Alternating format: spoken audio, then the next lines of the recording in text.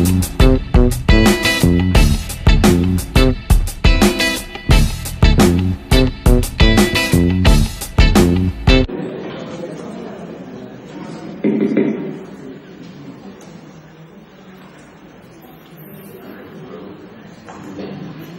días, bueno, vamos a continuar con la ponencia, esta vez ya presencial. En la mesa tenemos a Luis González, director general adjunto de la Fundación Germán Sánchez Rupert, y lo va a presentar Carmen Campos, que es la responsable del programa o del centro virtual de ER.es, del Ministerio de Educación, Cultura y Deportes. Os dejo conmigo. Buenos días, ¿se me oye bien? Buenos días a todos, a todas. Para mí, lo primero que quiero es agradecer a la organización, a Castillo y sobre todo a vosotros que me haya tener la ocasión de estar aquí en esta sala que, aunque está dando muchos problemas para lo digital, ya sabemos que en la era digital las máquinas están las cargas diablo, pero creo que, como he visto en la puerta, era la biblioteca del antiguo monasterio, luego no es un sitio más adecuado para estas jornadas, y sobre todo agradecer a gente como vosotros que estáis en vuestros centros de profesores y que tenéis la moral de dedicar el sábado por la mañana a madrugar, a venir hasta aquí. Hablaba ahora con una compañera que vive desde Badajoz, entonces para mí es muy grato estar aquí y es muy grato estar en esta jornada donde, le decía yo a Castillo ayer, menudo póker de ases has invitado, porque menudos 4 conferenciantes tenemos la suerte de unos cara a cara y otros con alguna dificultad, tenemos la suerte de compartir aquí esta mañana. Cuando leía el díptico de la jornada y leía que leer para aprender es un programa que contempla apoyar actuaciones que tengan por objeto, entre otros, promover la lectura como herramienta básica de aprendizaje en todas las áreas del currículo, en todos los formatos, atendiendo a nuevas alfabetizaciones. Me ha dado bastante alegría y un leve toque de nostalgia, porque hace 4 años lanzamos el programa de ER.es, el centro virtual del Ministerio de Educación, y estas eran los objetivos del programa que parece que están ya asentados, que están ya asumidos, y que en el momento en que lanzamos ese programa parecía que era algo bastante novedoso, por lo menos desde las instituciones y desde el Ministerio, ¿no? Entonces, de verdad me siento muy a gusto y estoy muy contenta de estar aquí. Paso a presentar a Luis González, cuyo currículum es amplísimo, lo tenéis parte de él en la web. Entonces, yo lo que quería destacar de Luis me gustaría destacar su doble visión o su doble articulación, diríamos en lingüística, ¿no? ¿Os acordáis de la doble articulación del signo de Saussure? Su doble articulación que lleva a conjugar lo que yo creo que es lo mejor de los dos mundos, lo institucional, lo público, y luego su experiencia como gerente cultural en una institución de tanto prestigio como la Fundación Germán Sánchez Rupert, que seguramente él ha ayudado mucho a aumentar ese prestigio, ¿no? Entonces, como sabéis, Luis fue subdirector general del libro y la lectura en el Ministerio de Educación durante años, y su buen hacer y su pasión, esa también es otra cosa que me gustaría destacar, su pasión por algo que compartimos todos los que estamos en esta sala, le llevó a pasar del ministerio a la institución en la que ahora es gerente. Entonces, esa doble articulación, ese doble hacer, me parece que entonces quizá era algo más novedoso, ahora mismo se ha ido imponiendo. Es como lo de la lectura atendiendo a nuevas alfabetizaciones, leer en lo digital. Durante un tiempo parecía una novedad que ahora mismo vivimos con plena naturalidad y que no hay que explicar. Pues en ese sentido sí que quería aprovechar que tengo un momento la ocasión de hablar con vosotros, porque en el Ministerio estamos justamente trabajando la Fundación Germán Sánchez Rupert y leer.es y Instituto de Tecnologías Educativas del Ministerio, en lanzar en febrero del año que viene, lanzaremos un primer curso online que esperemos que sea uno de una serie de cursos en la que intentamos aprovechar toda la sabiduría de la Fundación para lanzar un curso que se va a llamar Espacios de Lectura y que vosotros sois los primeros en conocer. O sea que me encanta daros aquí esa primicia, estar pendiente del Ministerio de Educación porque va a ser un curso dedicado a la lectura en todos los espacios que ahora tenemos, por supuesto en la biblioteca como uno de los espacios posibles y necesarios de lectura. Cuando quieras, Luis, gracias. Pues muchísimas gracias. Empiezo por agradecer a Carmen Campos, lo generosa que es en la presentación, en definitiva a la Junta de Extremadura, a Casildo Macías y a Carmen como personas visibles de lo que estamos haciendo esta mañana, y con los que ayer por la noche pues pude aprender bastantes cosas y bueno, la oportunidad que me dais de hablar con vosotros. Lo primero que yo me propondría ahora es que nos relajemos, o sea, que nos relajemos con lo digital, que nos relajemos con las conexiones, que nos relajemos durante este rato del sábado para poder estar a gusto e intentar pensar en algunas cosas. Cuando digo relajarnos, voy a tomar como referencia lo que ayer me pasó.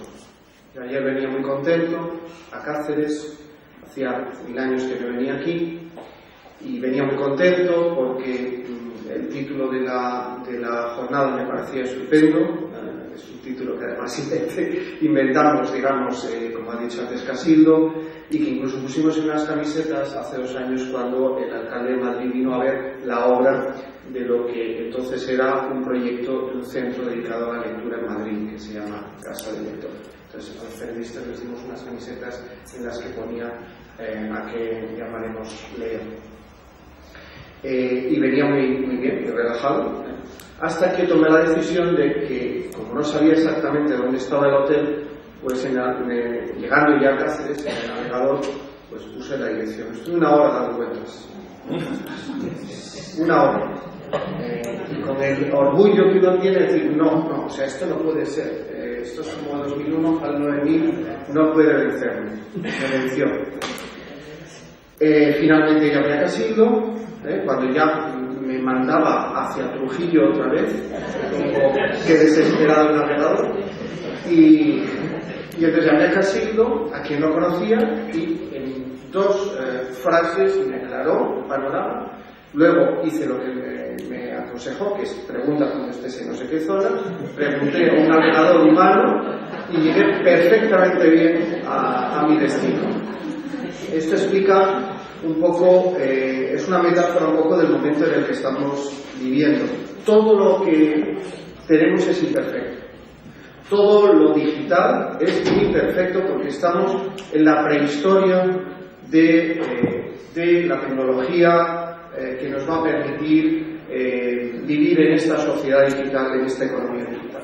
Lo que voy a tratar de trazar esta mañana es unas reflexiones en torno a 3 bloques, ¿no? El primero es un adelanto que os doy, como estamos en familia y no va a salir de aquí, os voy a dar la primicia de alguna cosita que tiene que ver con un estudio que hicimos el año pasado sobre bibliotecas escolares, gracias a la colaboración del Ministerio de Educación, con un equipo que para la Fundación pues es el lujo absoluto de profesionales, dirigido por Inés Miret. Algunos de estos nombres los conoceréis: Mónica Baró, Teresa Mañá, Inmaculada Virusillo.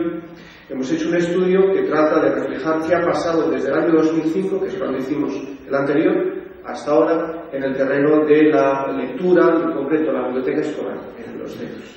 En segundo lugar, voy a dar unas pinceladas de algo que os va a dar un poco el aroma de lo que la Fundación Germán Sánchez Ruiz Pérez en otro terreno también está consiguiendo, digamos, como información o como lecciones, que es Territorio ebook, que es un proyecto de investigación de 2 años y medio en el que de momento han pasado 206 personas, ¿no? Entonces, voy a centrarme solo en los grupos de niños de 8 a 12 años. Y en tercer lugar, voy a hacer una reflexión sobre el cruce de planos, la intersección que se da entre la industria, la parte, digamos, del consumo, o sea, la oferta, la demanda, y cómo se cruza en el terreno nuestro, en el del aprendizaje. Bien, empezando con la primera parte, diagnóstico. Son simplemente unos aperitivos, ¿eh?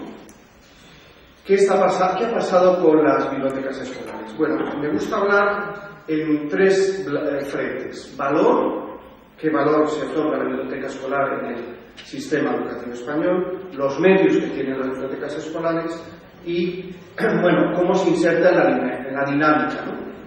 de los centros. En cuanto al valor, primera afirmación contundente que me gustaría hacer. La biblioteca escolar ha dejado de ser un servicio marginal. O sea, en el año 2005 nosotros decíamos que era un servicio marginal. No sé si estáis viendo bien esto. Si no, de todas formas yo voy a ir explicando todo, ¿no?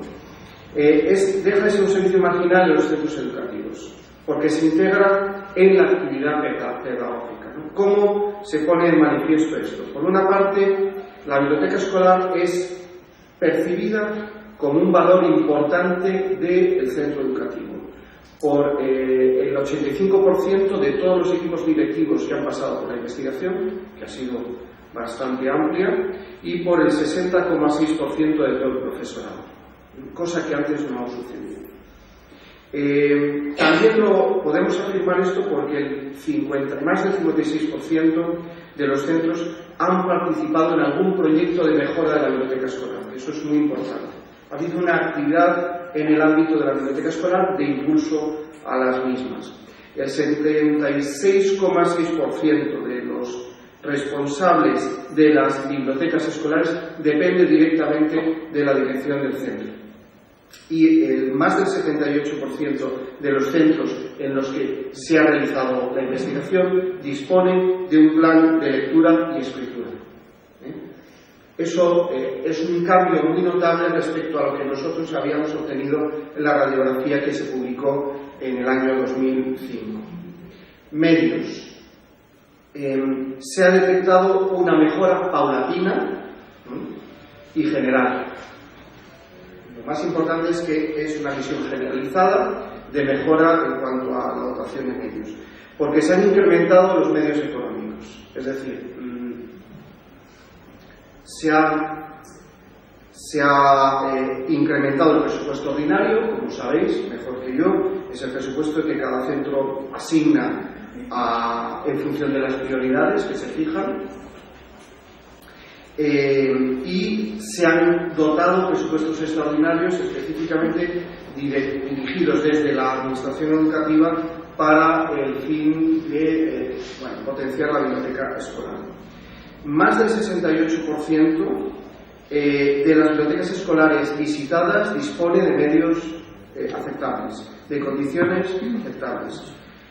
Por ejemplo, vamos a decir que la dotación informática, el 18,7% ha sido catalogada como adecuada, y diréis, bueno, el 18,7% es muy, muy modesto. Pero en el año 2005, tengo aquí apuntado que era el 8%. No hemos bajado el estándar, se han fijado, estamos moviéndonos en los mismos sistemas de evaluación de lo que se ha visitado, ¿no? De lo que se ha visto. En cuanto a las colecciones, hay mejoras destacables también en las colecciones en este periodo. Fundamentalmente en literatura, porque todavía hay un claro déficit en el libro de no ficción y en el libro, vamos a llamarlo digital, en el soporte digital. Más del 60% está en papel y se mantiene una política que es un hecho muy positivo, es decir, aunque el volumen más o menos de las colecciones no ha variado mucho hacia arriba, se ha producido un expurgo muy notable. Se han sacado fondos, como debe hacerse, ya más obsoletos.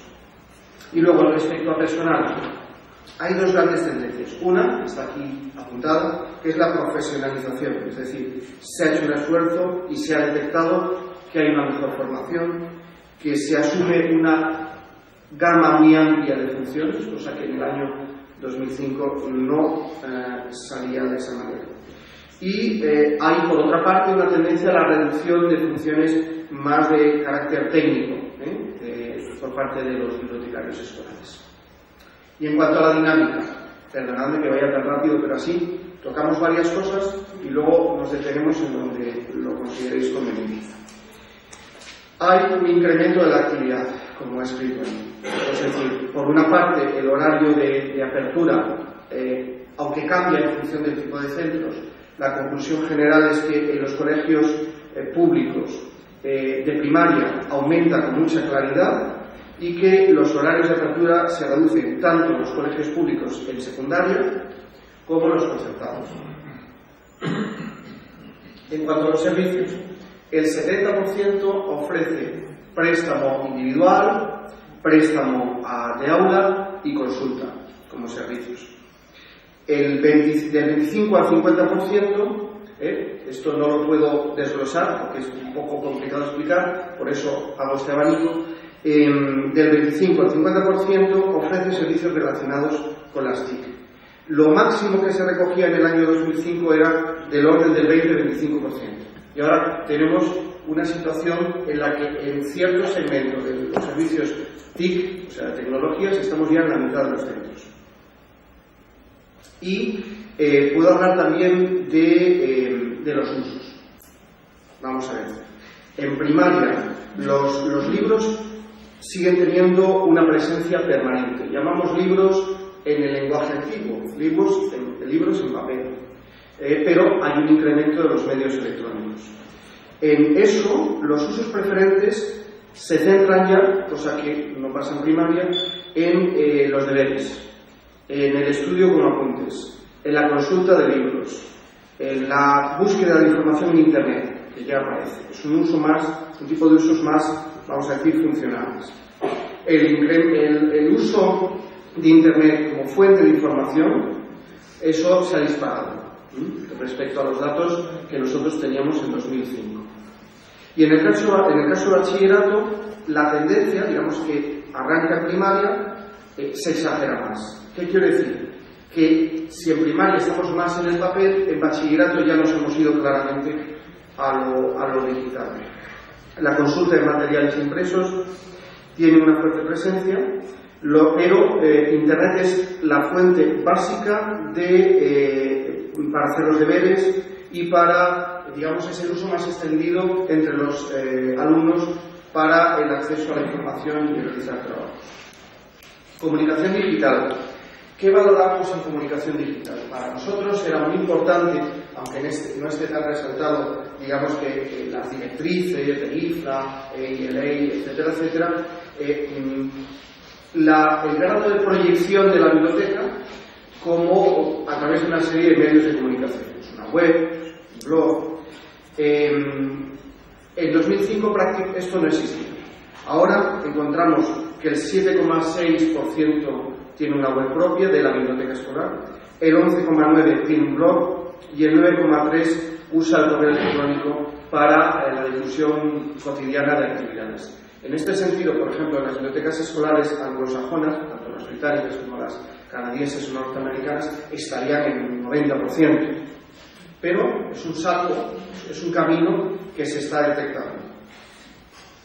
Y en cuanto al currículo, bueno, hay una cosa que para mí es el mensaje más esperanzador que estamos encontrando en la información.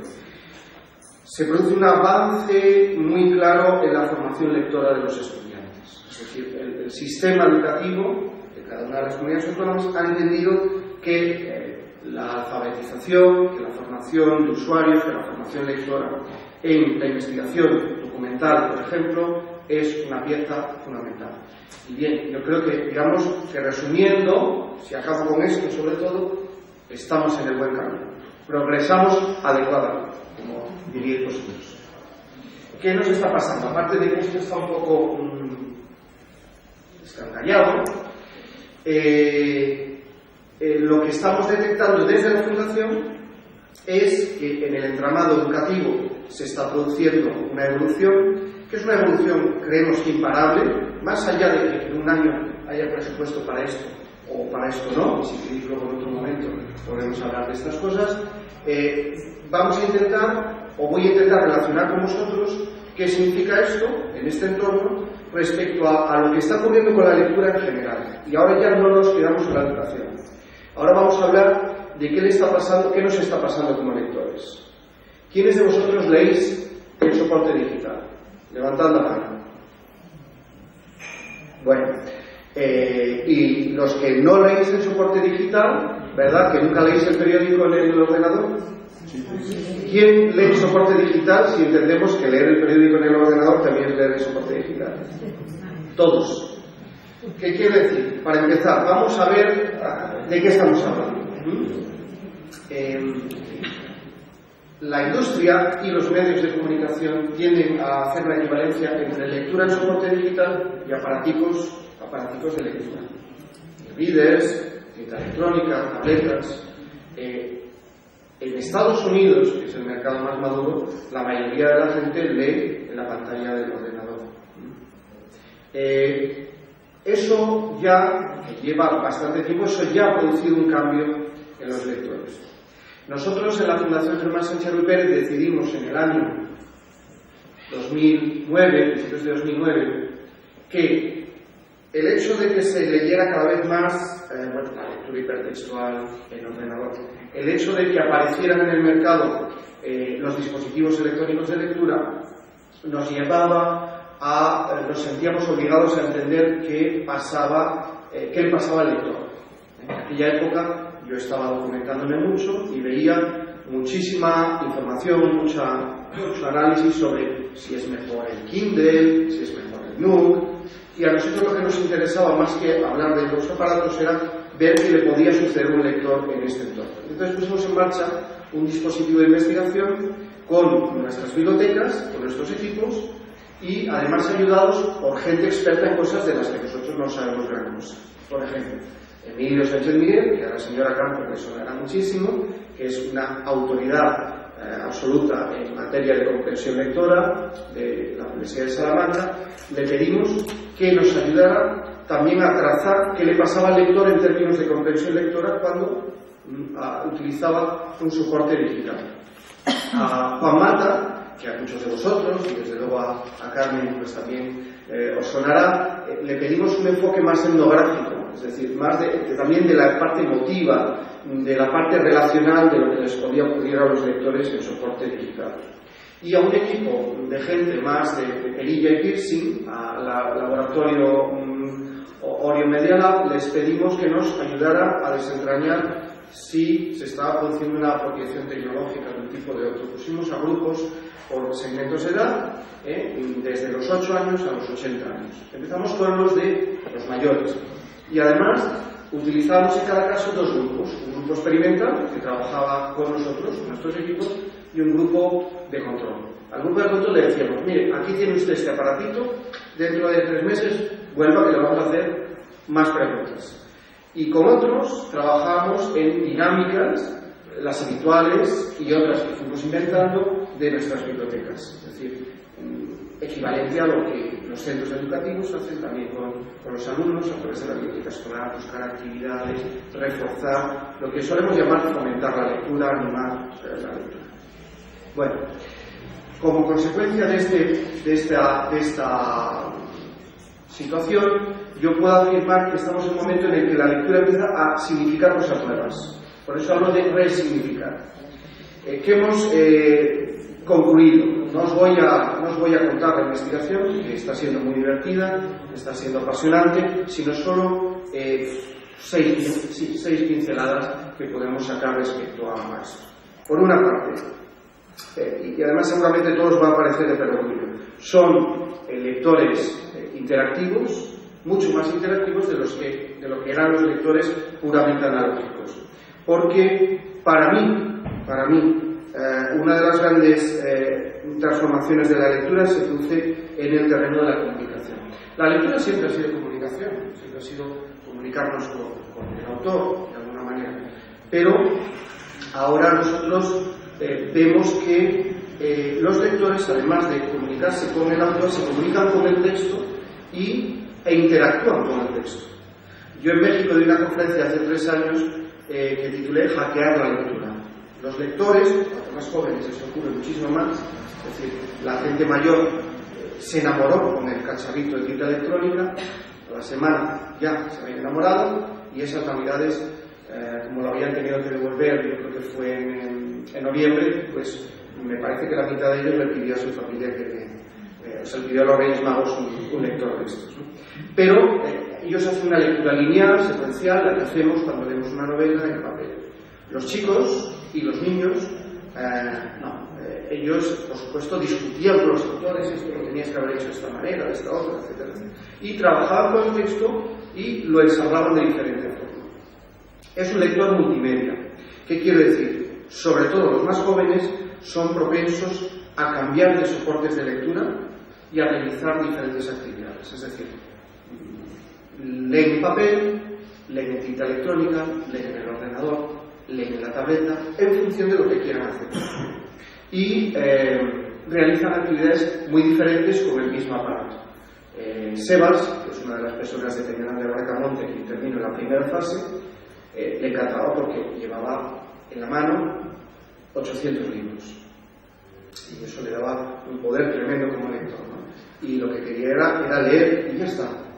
Los niños, en cuanto apareció el iPad, fuimos, creo que de los primeros que trajimos el iPad y se lo dimos, bueno, el efecto caja, de apertura, lo que los centros educativos estáis detectando probablemente, ¿no? Que tiene ya, te da un 25% de avance respecto a lo que es la motivación para el alumno, pero claro, lo que empezaron a hacer directamente es a proteger todo y enseguida empezaron a conectarse unos con otros y a interactuar, es decir, hacen cosas muy distintas. Juegan, leen.